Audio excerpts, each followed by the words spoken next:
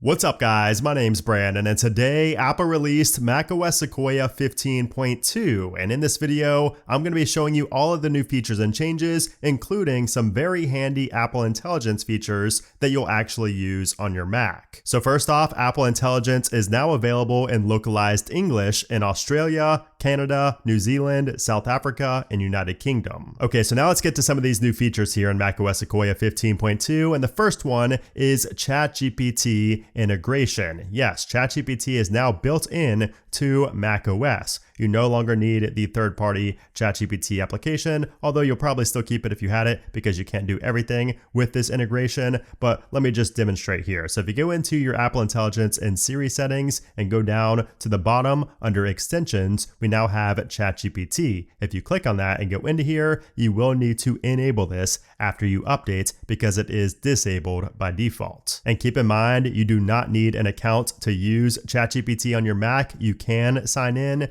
but it is not required. Okay, so there's multiple ways to use this and it's not just for Siri, but we're gonna show the Siri part first. So if we double press Command right here or whatever keyboard shortcut you have pulled up for type to Siri, I'm gonna drag this down here so you can see it a little bit better. So how this ChatGPT integration works with Siri specifically is that if you ask a question that Siri cannot answer, if it's a little bit too complex, ChatGPT will answer that for you. So I asked for some simple, clean recipes to make in under 20 minutes, and I asked for step-by-step directions. And if we go ahead and tap on return, it will need to use ChatGPT for that since I asked for step-by-step directions. And you will see this prompt right here. I'll need to use ChatGPT to write that should I go ahead. And you will have to manually click use ChatGPT every time that Siri decides to use ChatGPT because it cannot answer the question. Now, you can disable that right here in your settings where it says confirm ChatGPT requests. So if you're somebody who is going to use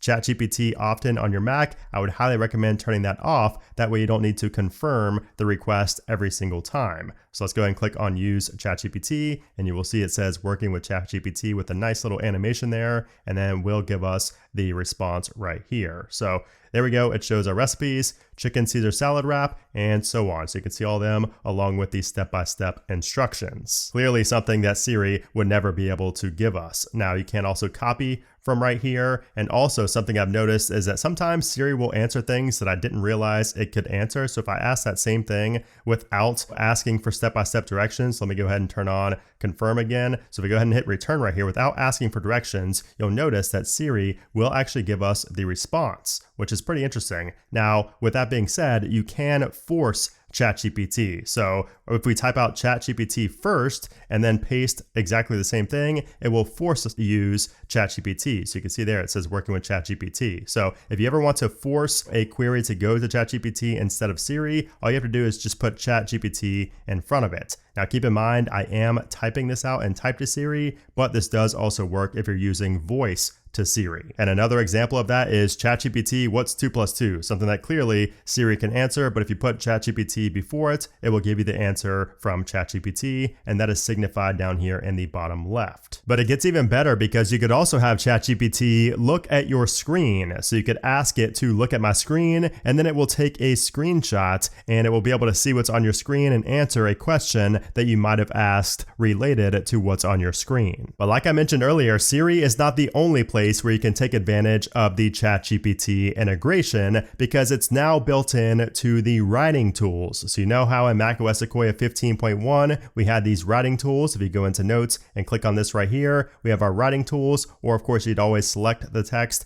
right click, and then go down to writing tools. That was there in 15.1, but now at 15.2, we have a brand new ChatGPT option down here that's called Compose. So now if you click on Compose, we have a brand new interface here, and there's a lot to unpack here. So first off, Compose is meant to basically describe what you want to write, and ChatGPT will write it. But you could also change your text quite a bit as well. So you can include all text or only the selected text. So let's just say this sentence right here. So I can just change this to say, make it the opposite and talk from the POV of a 12-year-old who loves tech. And if I go ahead and hit return, you can see see it will completely change what I just wrote there. So it gives me a new paragraph here, but also we have these suggestions. It gives us suggestions based on, what we wrote there. So it's going to change every time you use the compose feature. These are the little refinements. So it says add more humorous suggestions, include a personal anecdote from the kid, mention other YouTubers the kid prefers. So if I want to have a personal anecdote, I could just click on that and it will go ahead and put that in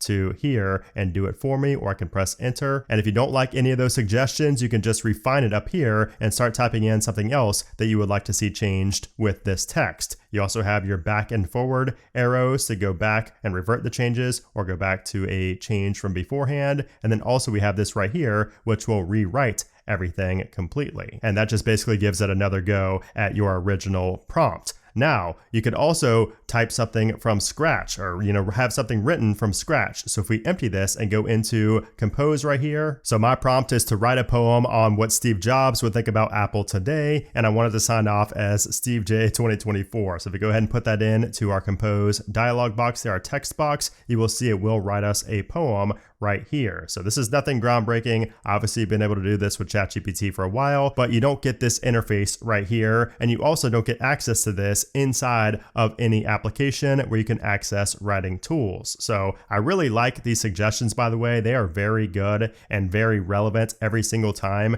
that I do a compose here. So this is awesome, but it gets even better because also we have this plus right here where you can add a reference. So if you want to reference a photo or a document for ChatGPT to maybe answer something or refer to something, you can do that. So I'm going to add in this spreadsheet right here. We're going to ask it a question. So we'll just say, compare widget A and widget B in terms of revenue, costs, and profit. So it's going to reference this file right here and give us our answer inside of our note right here. Not really the best use case for this, but this is a good example of how it can work when referencing a file or a photo. And it gives you these good suggestions once again, if you want to change that or if you want to rewrite, you can do that right there. You could also reference another file if you would like to. So if I want to add something else, we'll just add in this right here. So we'll add in an image. You can reference both files at the same time and refine it. And for example, if you go into Safari and you select some text right here and right click and go to writing tools and show writing tools, you'll have compose right here. And if I just say make funny, for example, I can do that and it will write out a way to make this text funny right here in this box. So you can see that's what it looks like right there. But also you might have noticed inside of writing tools, right up top here, we have another change that's called describe your change. And this is actually Apple's own models. This is not related to ChatGPT, but you can do essentially the same thing as compose when it comes to editing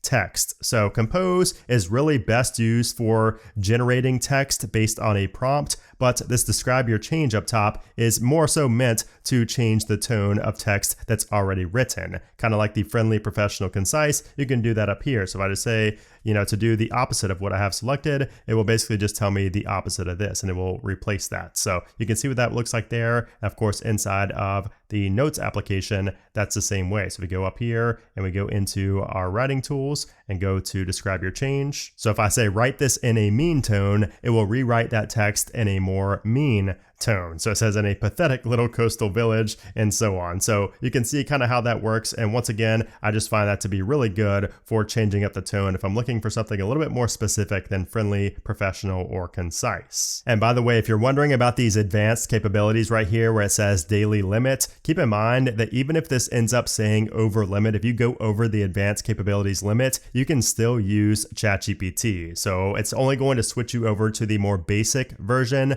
for up to 24 hours. So it might not even be the full 24 hours, but honestly, the likelihood of you using the advanced capabilities a lot on a daily basis are very, very small. So I would not really pay attention to this whatsoever. It's not really going to impact most people. And the people that it will impact are most likely already going to have a ChatGPT Plus account. And that limit's not going to even apply to them. And if you're really curious, I did send out a newsletter a few weeks ago where I described in detail how the limits work with ChatGPT integration. And I will also have have a video coming up soon on ChatGPT integration on the iPhone, and it will explain the differences between the models in that video. So if you want to know the nitty gritty, just stay tuned for that video or check out that article. I will leave it linked down in the description below. But most people, you won't even need to worry about the daily limit at all. Now, also in macOS Sequoia 15.2, we have access to the image playground. So this is an application that's meant to create original images with AI. So this is a big focus on animated images. You're not going to get super realistic images. However, you can do that with ChatGPT, the integration here. So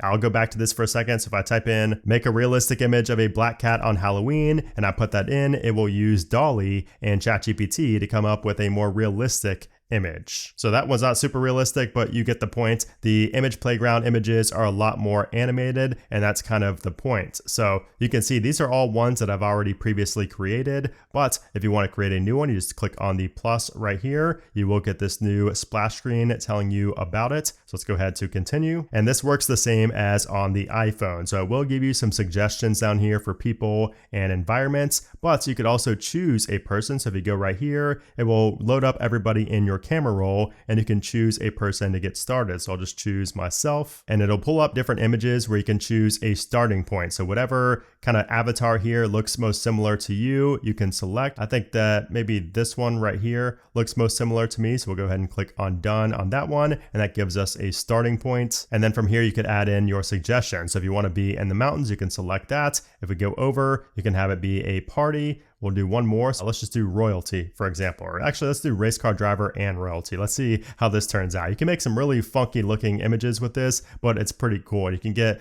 basically endless variations of this. If you keep clicking over, you will see the different variations, and you can also right click right here if you want to save that image on the fly. You can click also to go out and see everything. If you want to retract one of these, so if I don't like the crown, I don't like the royalty, let's go and click on the minus on that, and it will eliminate it and create a new image for me right here. And I like the look of that a little bit better, but I don't like the background, so let's change up the background. I'll remove mountains and then go over here. There we go. That looks cool. And you could also change the animation if you want it to be an illustration instead of an animation. You can do that right there. And you could also reference, that made me look like 30 years older than I am, but that is an option. And you do also have your photos right here where you can click on that and you can reference a photo or take a photo and use that. Now you could also describe an image. So if you erase everything out of here, including myself, we can just describe something from scratch. So I put in a black cat riding a lawnmower being trailered by a sports car. That would be quite the image. Let's go ahead and see what it comes up with, that prompt. So there we go. So you can pretty much create whatever you want. And this is really cool because there are no limits to this. So with ChatGPT, you might run into limit issues with DALL-E image creation, but you can create as many images as you want here within the image playground. And it's pretty fun. I have to admit, it's pretty fun. You may not use it every single day, but it is pretty awesome, especially when it comes to creating little animated photos of everybody in your camera roll. And although we don't have Genmoji on macOS 15.2, if you click on the plus right here in the Messages app, we now have an image playground option, and this allows you to pull up the images you've created using image playground, or you can click on the plus to create a new one in line right here in Messages. And image playground is also built into the Freeform application. So if you click on the photos icon up here, we now have image playground, and this, once again, just like with Messages, will allow you to create an image from scratch inside of the Freeform application. And what's cool is that you could just drag photos in. So it's a lot easier to reference photos on macOS compared to something like iOS. Now, aside from Apple Intelligence, we do also have some other nice new features here in macOS Sequoia 15.2. And the first one is already up here in my menu bar. So if you go up here, you can see I have the weather. So it shows the current weather right there. And if we click on that, it will actually give us a little interface here that shows us some really cool details. City, it shows us the temperature. To the right over here, it shows us it's clear and the high and the low temperatures. We have our hourly, and then we also have some of our other cities down here as well. And we do have other locations where you can pull in other locations, and we have a quick access to open up the weather application. And I will tell you right now, this has already earned a permanent spot in my menu bar. Maybe it's just because I love weather and knowing, the weather that's coming up, but I love this and the UI is terrific. So that is not there by default. You do need to go into your settings. So if you go into into our settings, go into Control Center, and then go all the way down to the bottom to the section that says Menu Bar Only. And from here, we have a brand new option for weather. So this is off by default. It just says don't show a menu bar. Just change that to show in menu bar, and then it will show up right there. And of course, if you want to move this, you can just hold the Command key and move that over to wherever you would like. And we also have a change in Safari. So if you go into Safari and go to the Start page and then go down to Edit in the bottom right corner, we now have new background images for our Safari Start page. So this is on iOS and on macOS. So there are some pretty nice ones. I like this one a lot, and this is great if you want to add a fresh new look